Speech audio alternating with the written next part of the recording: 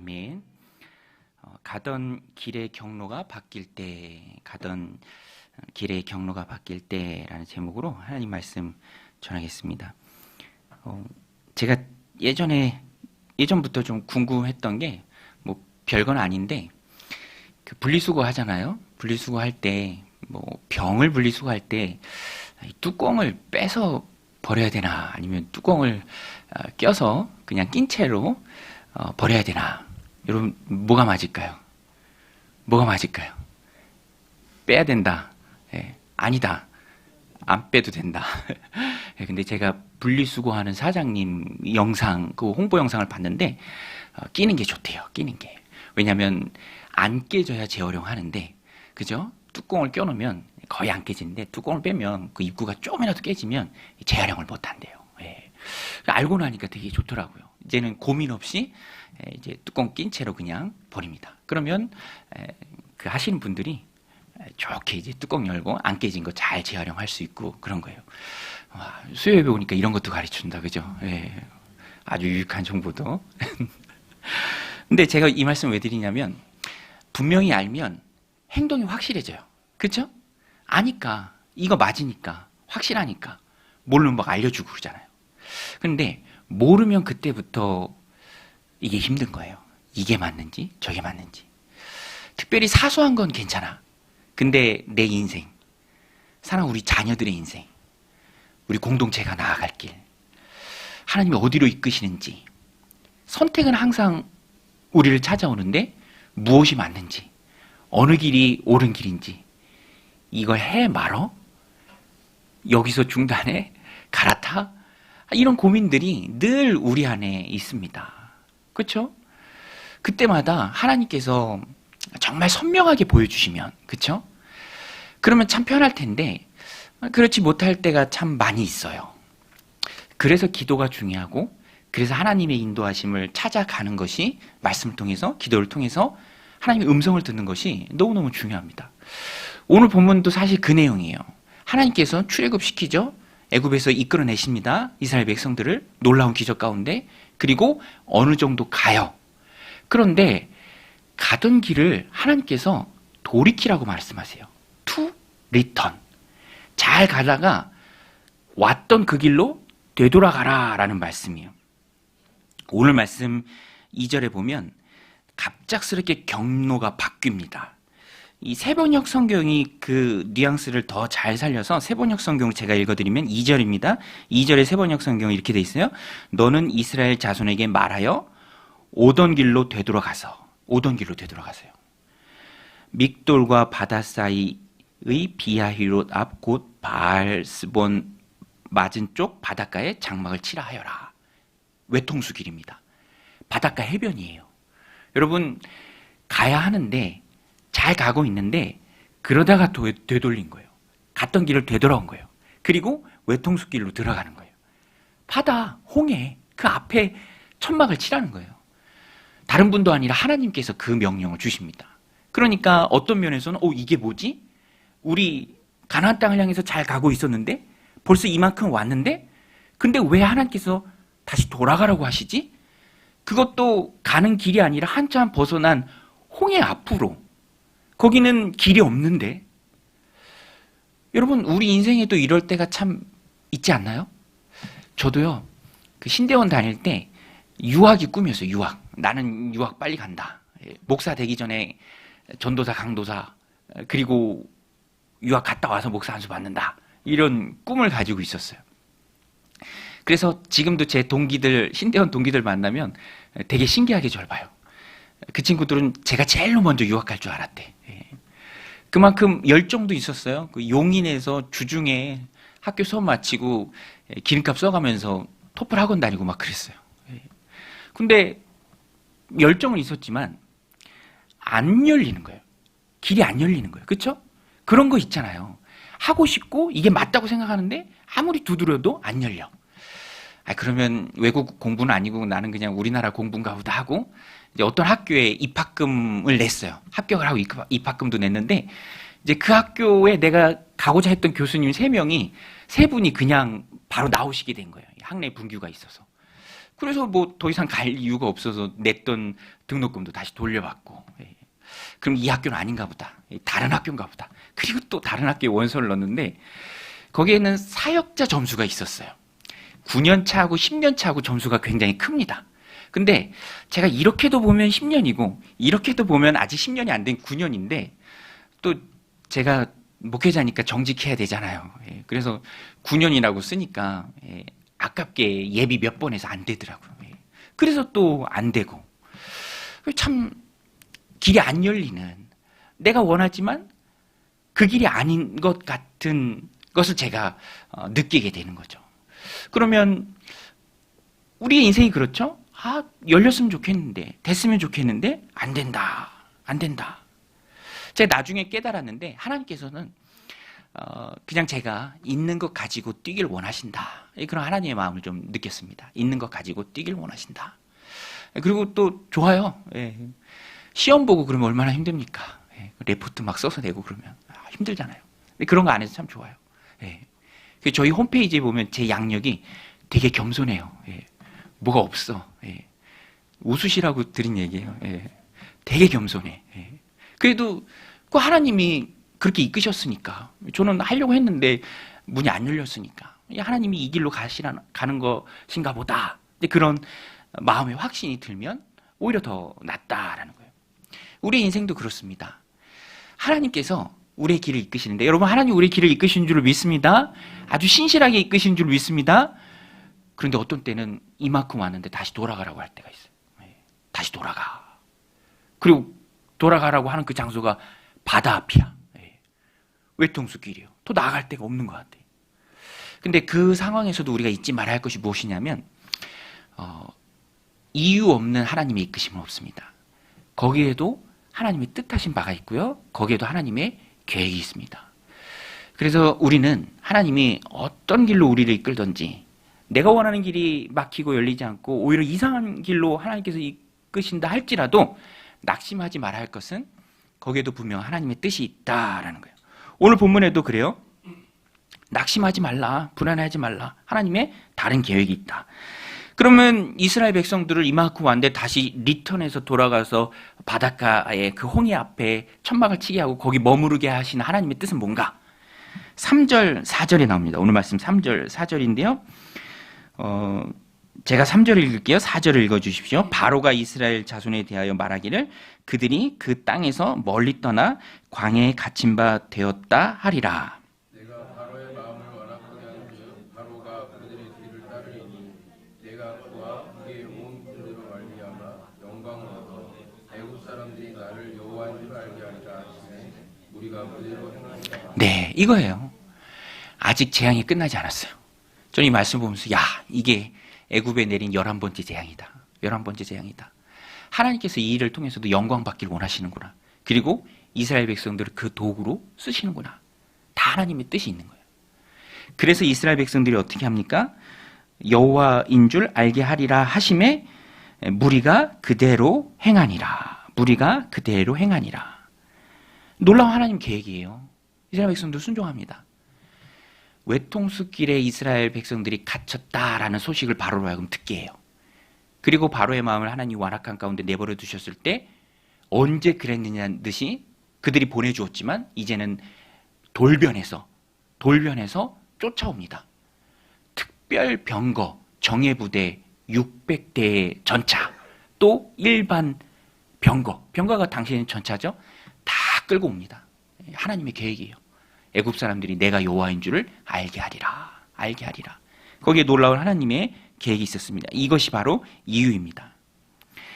여러분, 하나님은 우리가 단 한순간도 잊지 말아야 돼. 하나님은 의지를 가지고 분명한 계획을 가지고 우리의 삶을 이끄십니다. 그래서 우리가 기도가 중요해요. 기도가. 하나님 앞에 기도해야 돼요. 내가 깨어 있어야죠. 하나님의 그 이끄심을 깨달을 수 있어야 합니다. 볼 수 있어야 돼요. 그래서 기도가 하나님과의 대화다라는 정의를 전 참 좋아합니다. 내가 원하는 것만 막 요구하고 돌아가는 것이 아니라 하나님의 열린 마음으로 하나님 주신 마음도 받는 거죠. 그래서 기도는 일정 시간을 필요로 합니다. 대화가 그렇잖아요. 흐름이 있잖아요. 그냥 내 말만 막 할 수 없잖아. 그렇죠? 듣기도 해야 되잖아요. 주고받는 게 있어야 되잖아요.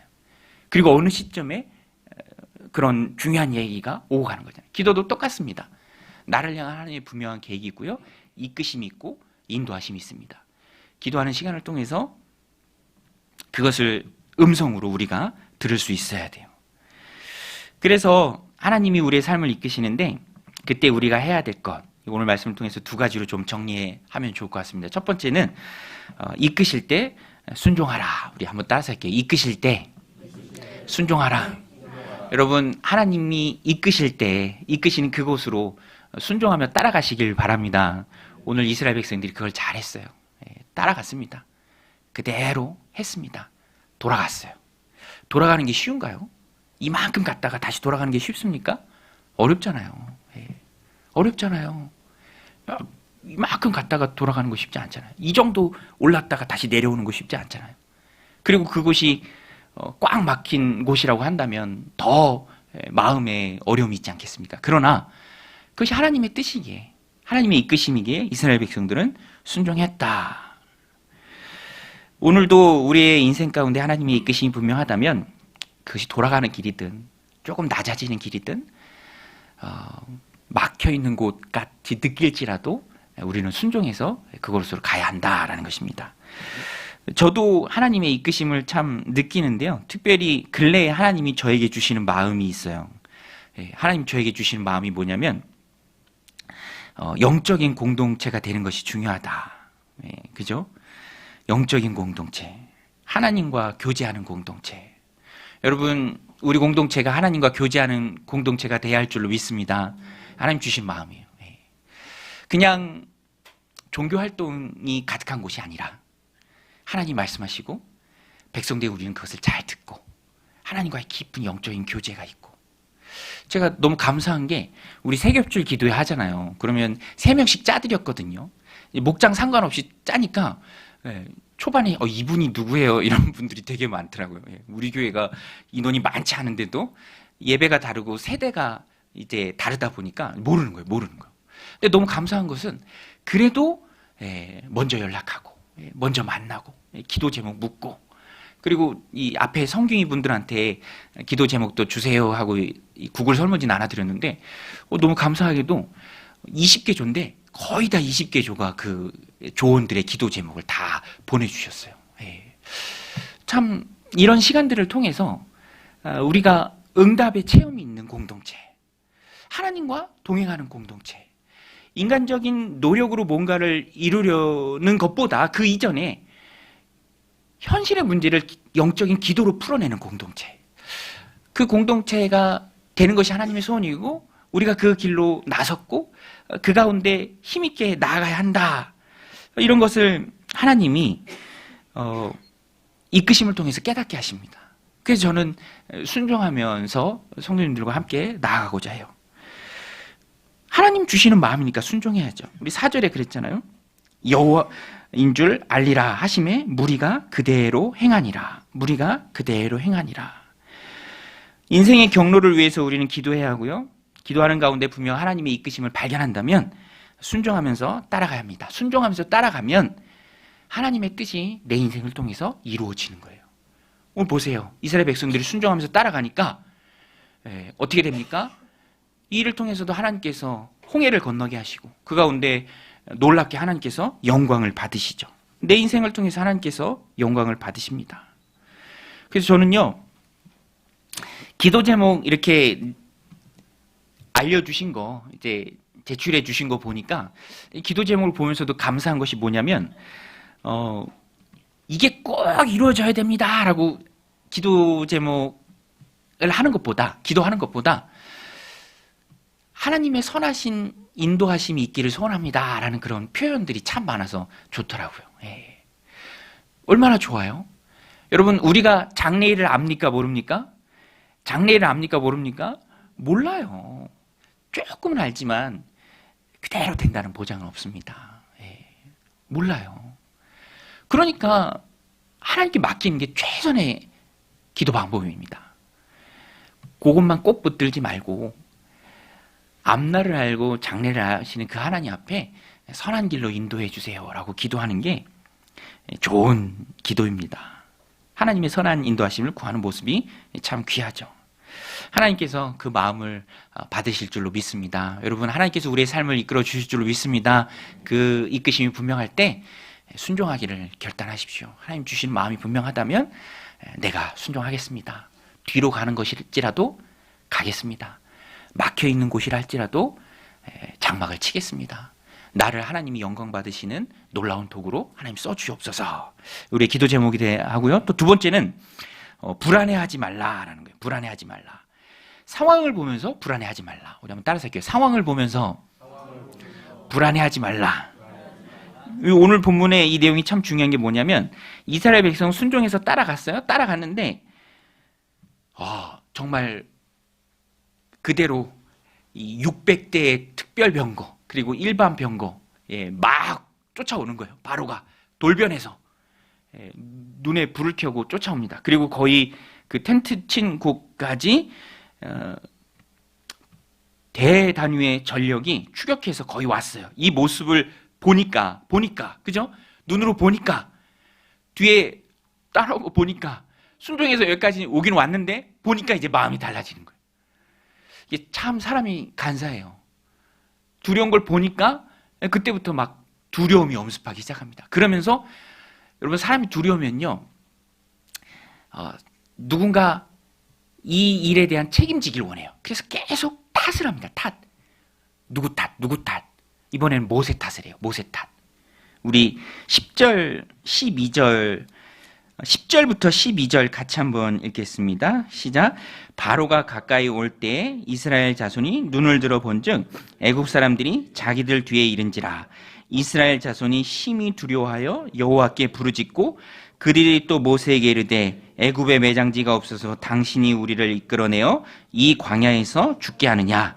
어찌하여 당신이 우리를 애굽에서 이끌어내어 우리에게 이같이 하느냐. 우리가 애굽에서 당신에게 이른 말이 이것이 아니냐. 이르기를 우리를 내버려 두라. 우리가 애굽 사람을 섬길 것이라 하지 아니하더냐. 애굽 사람을 섬기는 것이 이 광야에서 죽는 것보다 낫겠노라. 그렇게 좋아했으면서 그렇게 하나님께 영광 돌렸으면서 그 앞전에 했던 그 얘기를 막 끌어와요. 그러니까 우리가 내버려 두라고 하지 않았느냐. 애굽 사람 섬기는 게 더 낫다고 하지 않았느냐. 이제 그 얘기를 하는 거예요. 불안하고 두려우면 원망을 막 쏟아내기 시작해요. 저는 이 말씀 보면서 사람이 참 이렇게 연약하다. 그 생각이 딱 들더라고요. 여러분 사람이 참 연약해요. 그렇죠? 연약합니다. 저도 설교자에게 이 단에 서서 하나님의 말씀을 전하긴 하지만 사실 제 삶을 봐도 전하는 말씀과 괴리가 있을 때가 참 많아요. 연약한 사람이기 때문에 그렇죠. 연약해요. 그렇게 놀라운 하나님의 능력을 체험했으면서도 눈앞에 조금 어려운 일 만나니까 마음의 원망과 불평을 쏟아내는 거예요. 모세에게 쏟아냅니다. 사람이 참 연약해요. 그래서 사람은 사랑의 대상이에요. 여러분 사람은 사랑의 대상인 줄로 믿습니다. 믿음의 대상이 아니에요. 의지의 대상이 아닙니다. 자기도 믿지 않을 뿐더러 다른 사람들도 사랑해야 될 대상이지 의지해야 될 대상은 아닙니다. 의지하면요 어느 때는 실망해요. 사람이 연약한데 원망이 나와요. 불평이 나옵니다. 내 탓을 하고 달려들기도 해요. 의지했던 사람이. 그럼 얼마나 마음이 무너집니까? 그렇지 않겠습니까? 근데 모세가 참 대단한 것이 모세가 꿈쩍도 안 해요. 모세를 향해서 원망하는데 모세는 하나님을 신뢰했기 때문에 그랬습니다. 하나님을 신뢰했기 때문에. 여러분 사람이요 자기 사랑이 참 커요. 자기 사랑이 뭡니까? 자기가 상처받는 것을 두려워하는 거예요. 그래서 방어벽을 치기도 하고요. 방어기제가 작용하기도 합니다. 애초에 상처받을 일을 안 하려고 하기도 해요. 상처받는 게 너무 두려우니까. 그 아픈 경험이 너무 싫으니까. 또 아프기 원하지 않으니까. 그런 게 참 사람의 마음입니다. 여기서도 이스라엘 백성들이 보여준 게 바로 그런 거예요. 자기 사랑이 크죠. 여러분 그 시골의 개도요. 저도 어렸을 때 이렇게 개들 키우고 그러면은 그렇게 살갑게 다가와서 위로해주고 얼마나 귀여운지 몰라요. 그 기억이 아직도 저한테 참 좋은 걸로 남아있어.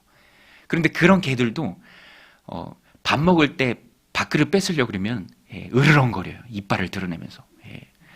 그러면 한 대 때리고 어디서 이빨을 드러내고. 근데 먹고 살아야 되니까 개가, 그죠? 그러니까 그럼 거기서 나왔나 봐. 개도 밥 먹을 때는 안 건드린다. 얼마나 기분 나쁘니까 으르렁거리잖아요. 그런데 사람이 그래요. 내 생명이 가장 귀하거든. 우리 가족의 생명이 가장 귀하거든. 내 안전이 뭔가에 의해서 침해당하는 것을 굉장히 두려워해요. 그런 일이 발생할 때는 계속 원망을 하고 불평을 쏟아놓고 그 일의 책임자를 구하는 거예요. 그 탓을 돌리는 거예요. 그 온갖 더러운 것들이 막 쏟아져 나옵니다. 이스라엘 백성들이 항상 그 과정이 출애굽 과정 아닙니까? 나중에는 하나님을 향해서도 원망하죠.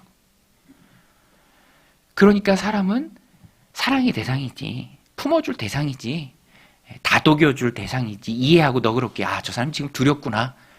걔가 으르렁거려도 화가 나서 으르렁거리는 게 아니라 두려워서 으르렁거리는 거라면서요.